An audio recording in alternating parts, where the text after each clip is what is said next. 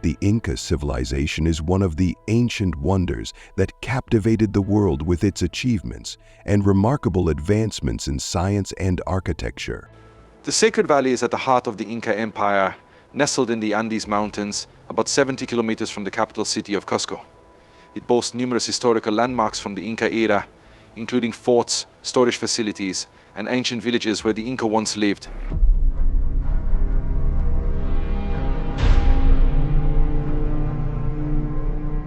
The word Inca in their language means the sole child of the sun. It referred to their ruler, who was believed to be a descendant of the sun god Inti. According to their beliefs, the king had to marry his sister, known as Coya, to preserve the royal bloodline, which they considered divine. It's said that the royal family produced 400 children through this practice.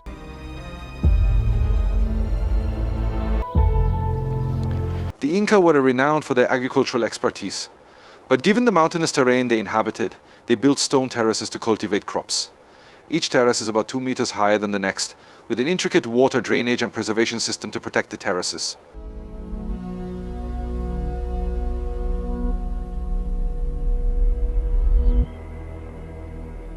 When heavy rains fell, the terraces never overflowed as water filtered through layers of soil. Instead of spilling down the mountainside, the water slowly seeped into the ground. This ingenious design allowed Inca builders to stabilize the first terraces before gradually constructing others higher up the mountains. They also built storage facilities to preserve grain strategically. These were located in hard-to-reach places, making them difficult for enemies to access, even with minimal guards. Additionally, the cool winds in these high locations kept the grains dry and in good condition. How the Inca managed to construct these storage facilities on steep valley slopes remains a mystery. At the peak of their empire, they constructed a fortress strategically placed to monitor the northwest entrance to the valley.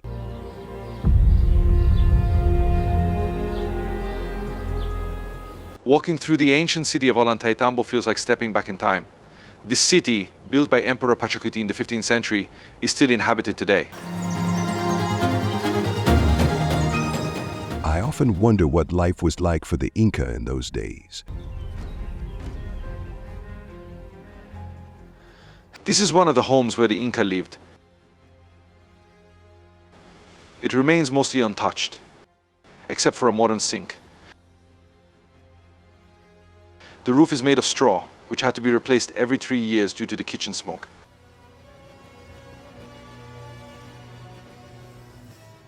These cobblestone streets are perfectly designed for the village, along with water channels running through every street, providing clean water for the villagers sourced from the mountains.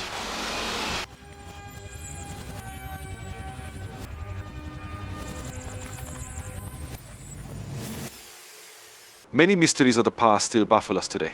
One such enigma is the legendary lost city hidden deep within the Andes Mountains at an elevation of 2,300 meters. Despite the Spanish occupation from 1532 to 1820, nearly 300 years, they never discovered the Inca's most important city. Some speculate the Inca concealed it to protect it from the Spaniards, ensuring the survival of their culture. The city's location atop a mountain, surrounded by dense forests, added to its secrecy. The Inca built these treacherous roads hundreds of years ago to reach their mysterious city.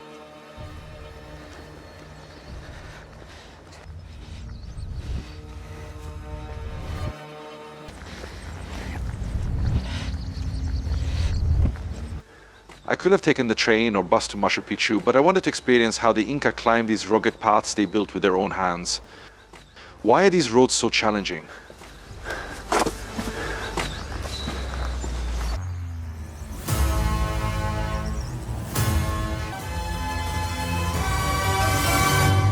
This awe-inspiring place showcases the brilliance of its builders and the magnificence of its surroundings. To truly understand Machu Picchu, one must look at what lies around it.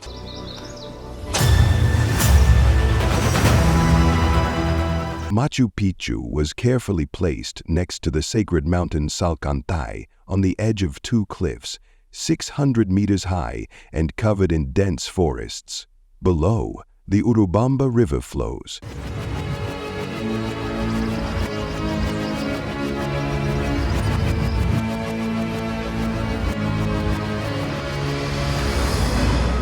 This timeless city, surrounded by breathtaking mountains, is a cultural treasure that tells the story of an ancient civilization.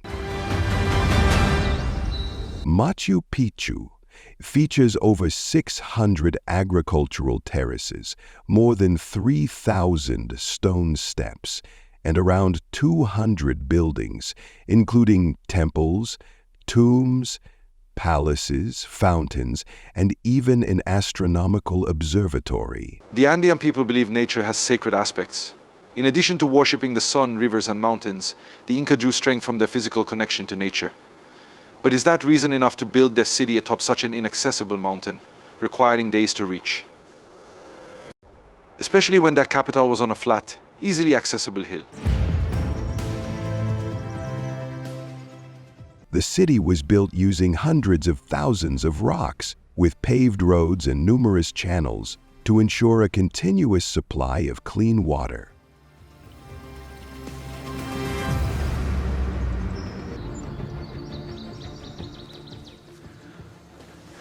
Remarkably, the buildings were constructed without adhesives. The stones fit so perfectly together that they've withstood earthquakes and remain intact to this day. Each rock aligned seamlessly with its neighbors, forming a self-reinforcing structure. The rocks bear marks from hammers, many of which were found at construction sites and quarries. It's believed the stones were roughly shaped at the quarry, with finishing touches added at the building site. This precision allowed the stones to fit so snugly that not even a thin sheet of paper could slide between them. The greatest mystery is how the Inca transported these massive stones across rugged mountains covered in dense forests. For some, ancient civilizations provide entertainment and a sense of wonder. For others, they are shrouded in mystery and intrigue, especially when walking among their ruins.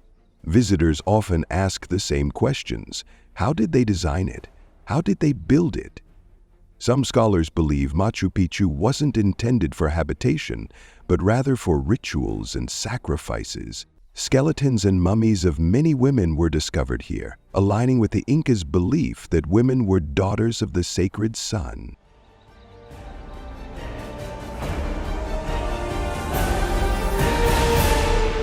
Despite their scientific, cultural, and social advancements, why did the Inca sacrifice their children atop mountains as offerings to the gods? Perhaps it reflects a blend of their religious beliefs and the harsh natural conditions of life in the Andes. The Inca practiced mummification, much like the ancient Egyptians and Nubians.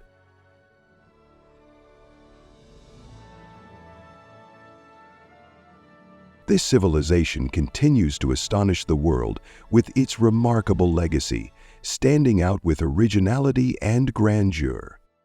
How did the Inca civilization decline, forcing its people back into the mountains in a primitive way of life?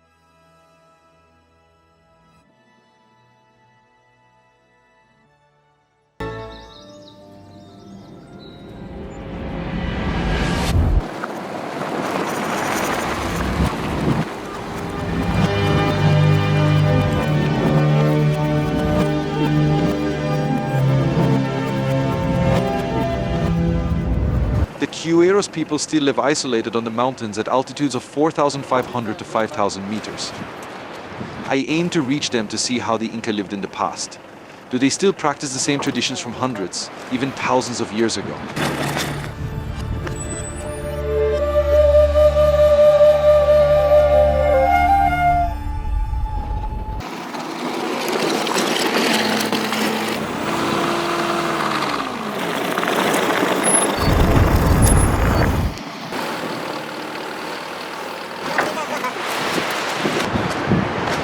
The roads are becoming narrower, with landslides causing disruptions. Locals are helping us clear the path.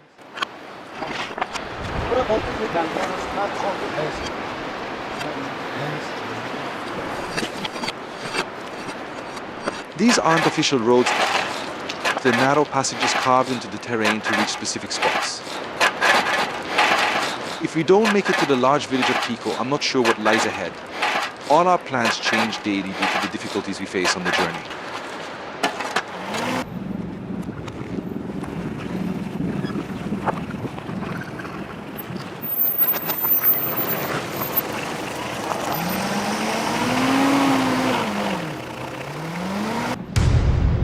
According to Inca beliefs, before traveling, one of the spiritual leaders, known as Qeros, must offer gifts to the sacred mountains to ensure the safety and protection of the travelers. This is the last point reachable by car, in the village of Quico. To continue our journey through the Andes Mountains to reach the Qeros people, we'll have to rely on our feet and the llama. The llama is well suited for cold regions, much like the camel in the desert.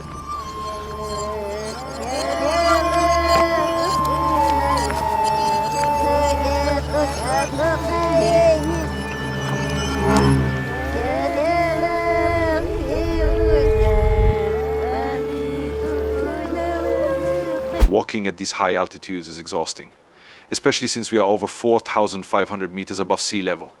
But for the Inca people, this is normal. Their bodies have adapted to these heights over time.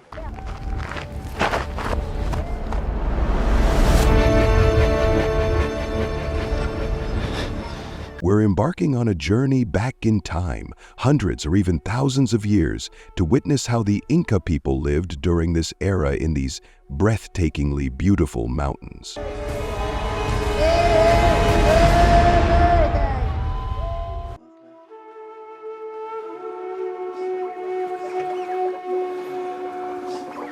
Due to the inability to travel at night, we were forced to rest in one of the villages for two reasons. First, it's impossible to navigate these rugged mountains in the dark. Second, the temperature drops well below freezing.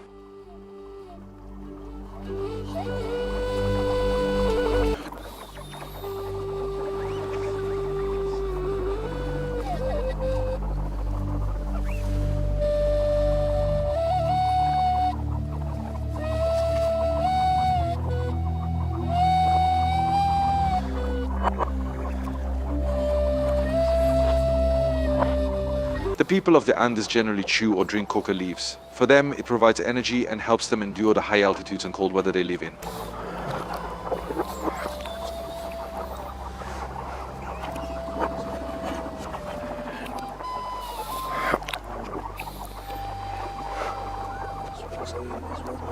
The coca leaf, yes, it produces cocaine. But in its natural form as a leaf, it's simply a mild stimulant for them, providing energy to cope with their harsh environment. It's completely legal here in Peru and not prohibited.